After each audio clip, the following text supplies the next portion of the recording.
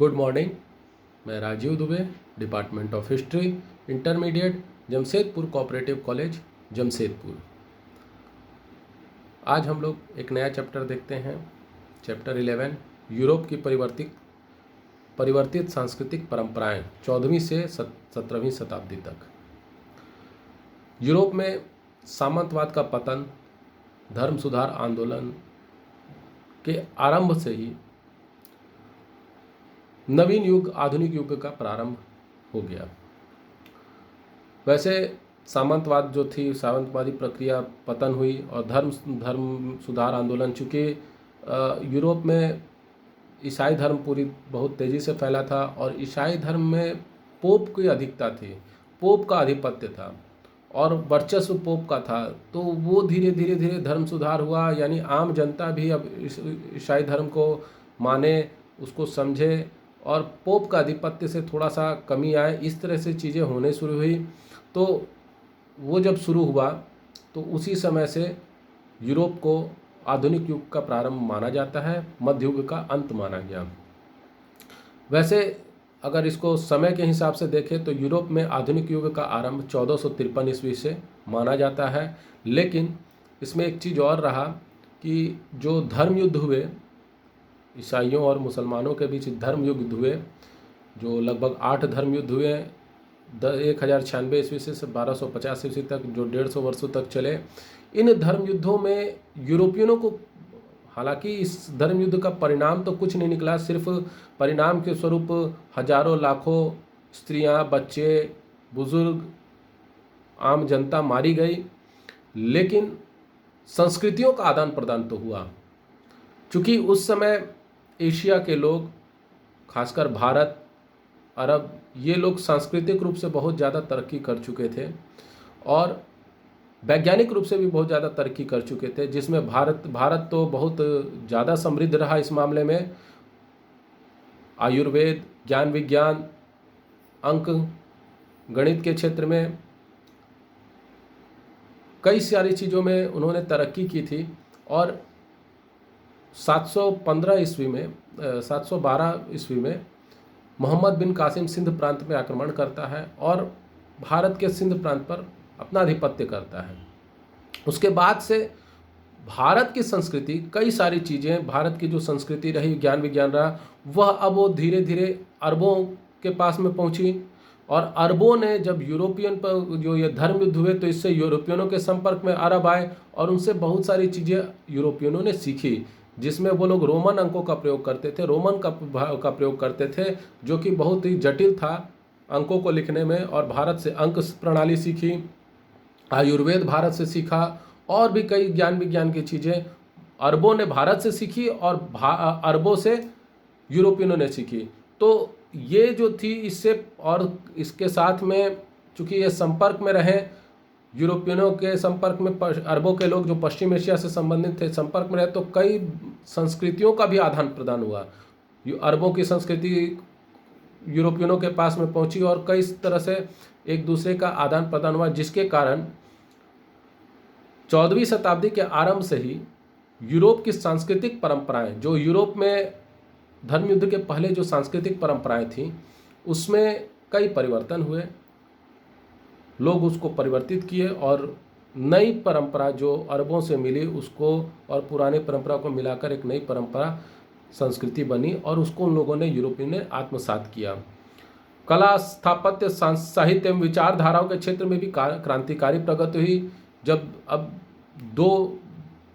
दो संस्कृतियां एक साथ मिली तो मिलकर जब वो एक तीसरी संस्कृति बनी और इससे नई विचारधारा आई, सोच का तरीका चेंज हुआ और इससे कला, स्थापत्य, साहित्य, विचारधाराओं के क्षेत्र में बहुत ही क्रांतिकारी परिवर्तन हुआ। और इसमें यूरोपीय सांस्कृतिक परंपराओं को समृद्ध करने में, चूँकि उस समय बहुत ज़्यादा ज्ञान नहीं था यूरोपियनों में, अरब हो या भारत हो, सांस्कृतिक रूप से बहुत ज़्यादा समृद्ध हो गए थे उस समय तक, लेकिन यूरोपियन अभी भी समृद्ध नहीं थे सांस्कृतिक रूप से। तो यूरोपियनों के लिए भी एक नई चीज़ें मिली और इस सांस्कृतिक रूप से समृद्ध होने में पश्चिम एशिया यानी अरबों ने बहुत बड़ी भूमिका निभाई, क्योंकि वे लोग उसके संपर्क में आए थे और उससे उन यूरोपियनों ने बहुत सारी चीज़ें सांस्कृतिक रूप से, साहित्यिक रूप से सीखी और अपनी संस्कृति को डेवलप किया। यूरोपियनों ने अपनी संस्कृति को डेवलप किया और इसका एक प्रमुख कारण पश्चिम एशिया के लोगों के संपर्क में आना रहा। अब इसके साथ में 1453 में नवीन युग, आधुनिक युग का प्रारंभ माना जाता है यूरोप में। उसी में लॉर्ड एक्टन महोदय के अनुसार आधुनिक यूरोपीय इतिहास का आरंभ 1453 ईस्वी में कॉन्स्टेंटिनोपल की पराजय और तुर्कों की विजय से होती है। तुर्क मुसलमानों ने धर्म युद्ध के पश्चात भी अपना जो उद्देश्य रहा, संपूर्ण विश्व पे इस्लाम का विजय, उसको छोड़ा नहीं। धीरे धीरे वो लोग उस पर अपना काम करते रहे और इसी क्रम में कॉन्स्टेंटिनोपल को उन्होंने हराया और कुस्तुनतुनिया पर अपना कब्जा कर लिया। और इसी क्रम में कुस्तुनतुनिया यूनानी विद्या, संस्कृति तथा कला एवं व्यापार का उस समय प्रमुख केंद्र था, जो कि अब तुर्कों के अधीन आ गया। यानी वह उस समय कुस्तुनतुनिया क्षेत्र पर कब्जा किया तो विद्या, यूनानी जो ज्ञान विज्ञान की प्रगति थी, विद्या, संस्कृति, कला, व्यापार, यूनानी उस समय कुस्तुनतुनिया एक प्रमुख केंद्र था। और यहाँ पे ये सब चीज़ें तुर्कों ने उसको जब आत्मसात किया, जब उस पर कब्जा किया, तो इसके बाद में ये लोग उसको बहुत सारी चीज़ सीखे और वहाँ के यूनानी जो थे वो भागकर इटली पहुँचे। और उस समय इटली पुनर्जागरण का केंद्र था। जो धर्म सुधार आंदोलन हुआ, पुनर्जागरण हुआ, उसका केंद्र इटली ही था। तो अब संस्कृति व सभ्यता, एक तो पूरी डेवलप संस्कृति लेकर यूनानी आए और वो इटली में आकर बसे और वहाँ पे ऑलरेडी एक डेवलपमेंट की प्रक्रिया चल रही थी। ऑलरेडी डेवलपमेंट, विकास की प्रक्रिया, पुनर्जागरण की प्रक्रिया चल रही थी और इसी बीच में यूनानी वहाँ पहुँचते हैं जो ऑलरेडी डेवलप्ड थे। उस समय के हिसाब से वो बहुत ज़्यादा विकसित थे, सांस्कृतिक रूप से समृद्ध थे, व्यापार वगैरह बहुत अच्छी तरह से समझ रहे थे, वहाँ हो रहा था व्यापार। कला और स्थापत्य के क्षेत्र में भी उन लोगों ने बहुत अच्छी तरक्की की थी यूनानियों ने। तो वो जब इटली पहुँचे तो इन दोनों का समन्वय हुआ, इनकी संस्कृति और इटली की संस्कृति मिली और एक नई पुनर्जागरण को नई दिशा मिली। मतलब जो रिफॉर्मेशन हो रहा था उसको एक नई दिशा मिली। इटली एवं यूनानिया के इस मेल ने यूरोप के मौलिक ढांचे में आमूलचूल परिवर्तन किए। इसी समय से कई नवीन आविष्कार, नवीन भौगोलिक अनुसंधान हुए। अब दो संस्कृतियां मिली तो एक नई संस्कृति का जन्म हुआ, एक नए तरीके का जन्म हुआ और उसने नई खोज, नई आविष्कार को भी करने के लिए प्रेरित किया। कई नई भौगोलिक अनुसंधान हुए, यानी खोज हुए, रिसर्च हुए, नवीन विचारों तथा संस्थाओं का आरंभ हुआ। अब नई नई विचारधाराएं, नए नए थॉट आने शुरू हुए और नए नए संस्थाएं भी बनना शुरू हुई। और इसका परिणाम बारूद, कुतुबनुमा तथा छपाई के आविष्कार ने मध्य युग की विदाई और आधुनिक युग के उदय में महत्वपूर्ण भूमिका अदा की। यानी इसका परिणाम ये हुआ कि अब ये लोग नई नई चीज़ों को खोज करने लगे, जिसके परिणाम स्वरूप बारूद, कुतुबनुमा, छपाई, जो छापा खाना है, इसका आविष्कार हुआ। और ये एक बोला जा सकता है कि आधुनिक युग का आरंभ या आगाज या शुरुआत माना गया कि अब आधुनिक युग एक नई दिशा में वैज्ञानिक ढंग से आगे बढ़ना शुरू हुआ, जब जहाँ ज्ञान विज्ञान को बहुत ज़्यादा महत्व दिया जाने लगा। और उसका परिणाम था कि बारूद का आविष्कार किया गया। कुतुबनुमा हालांकि अरबों ने आविष्कार कर लिया था, लेकिन उसकी तकनीक यूरोपियनों ने भी सीखी। छापा खाना का आविष्कार हुआ कि आज जो हम लोग किताब वगैरह या जो भी चीज़ें छापा हुआ देखते हैं, उसका आविष्कार उस समय हुआ। तो ये एक बहुत महत्वपूर्ण घटना मानी गई और इसी घटनाक्रम के मद्देनज़र यूरोपीय विद्वानों ने 1453 से ही यूरोप में आधुनिक युग का प्रारंभ माना है।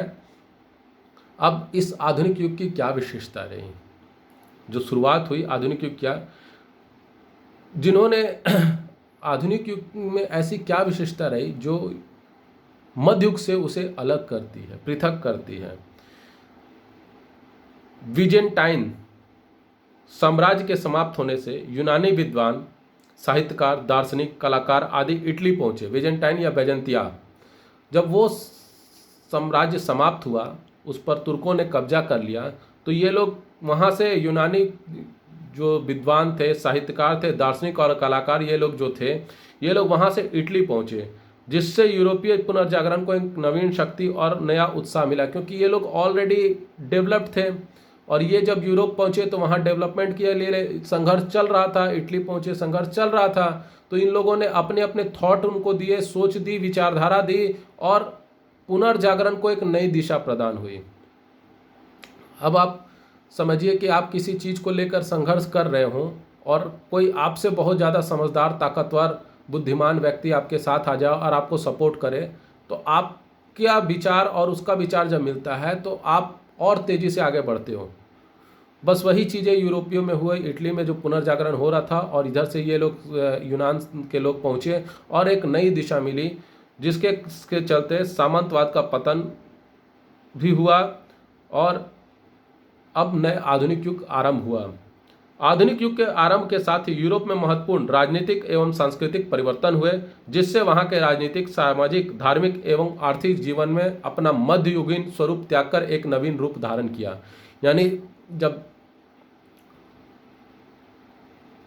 मध्य युग खत्म हुआ, आधुनिक युग शुरू हुआ, तो आधुनिक युग के प्रारंभ में ही यूरोप में राजनीतिक, सांस्कृतिक परिवर्तन हुआ,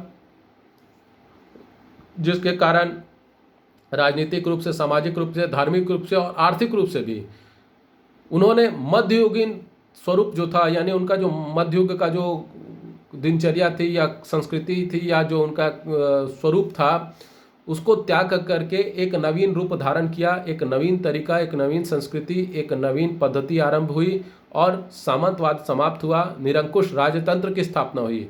यानी सामंतवाद की जगह अब राजतंत्र की स्थापना हुई, और वो राजतंत्र निरंकुश। निरंकुश का मतलब कोई बंधन नहीं, कोई रोक टोक नहीं, राजा सब कुछ कर सकता है, उसके ऊपर में कोई बंदिश नहीं, कोई रोक टोक नहीं, कुछ नहीं। तो ये शुरू हुई। पूंजीवादी प्रणाली भी अस्तित्व में, यानी अब पूंजीवाद, यानी बड़े बड़े जो पूंजीवादी बिजनेसमैन वगैरह जो व्यापारिक लोग हैं, अब वो लोग भी अस्तित्व में आ गए और उनका भी बोलबाला शुरू होने लगा। तो इस तरह से यूरोप धीरे धीरे धीरे जब पश्चिम एशिया के अरबों के संपर्क में आया, तुर्कों के संपर्क में आया, तो वह अब एक नई तरीके से आधुनिक युग में प्रवेश करके तरक्की करने लगा। आज हम लोग इतना ही देखते हैं। आपको ये वीडियो कैसा लगा? लाइक करें, कमेंट करें, शेयर करें, ज़्यादा से ज़्यादा मात्रा में सब्सक्राइब करें। कोरोना धीरे धीरे कई राज्यों से राहत की खबर है कि वहाँ कोरोना संक्रमण दर घटा है। झारखंड में भी कोरोना संक्रमण दर घटा है, और जिस हिसाब से चल रहा है, बहुत जल्दी जमशेदपुर के लिए भी राहत की खबर आएगी, आ ही रही है। संक्रमण दर धीरे धीरे कम हो रहा है, रिकवरी रेट बढ़ रहा है। तो बस हम लोगों ने अब तक जो किया, संयम रखा, सरकार द्वारा दी गई गाइडलाइन का पालन किया, और जो सरकार ने हम लोगों को दिशा निर्देश दिए उसको जब पालन किया, उसका परिणाम हमारे सामने धीरे धीरे आ रहा है। सरकार अपनी तरफ से पूरा प्रयास कर रही है, हम ही धैर्य नहीं रख पा रहे हैं, जिसके चलते परेशानियां हो जाती है। परंतु हम सब अगर धैर्य से रखें, सरकार की बातों को माने, तो हम ये जंग बहुत जल्दी जीतेंगे। सुखद परिणाम आने शुरू हो गए हैं। निश्चित रूप से हम लोग इस कोरोना से ज़रूर जीत रहे हैं, जीतने की दिशा में बढ़ चुके हैं और जीतेंगे ही। बस आप लोगों से यही निवेदन है कि सरकार द्वारा दिए गए दिशा निर्देशों का पालन करें, समय समय पर हाथ धोते रहें, बाहर निकले तो मास्क, एक नहीं 2 मास्क पहनकर निकलें, सैनिटाइजर साथ रखें, और प्रयास करें किसी से भी अगर बातचीत हो तो कम से कम 6 फुट की दूरी जरूर मेंटेन करें। अगर ऐसा हम कर पाते हैं तो निश्चित रूप से हम कोरोना के साथ जंग को जीत रहे हैं। धीरे धीरे हम लोग विजय की ओर बढ़ ही रहे हैं, और निश्चित रूप से हम लोग विजय प्राप्त करेंगे, जीतेंगे। आज के लिए इतना ही। आप लोगों से निवेदन है, घर पे रहिए, सुरक्षित रहिए, स्वस्थ रहिए। धन्यवाद।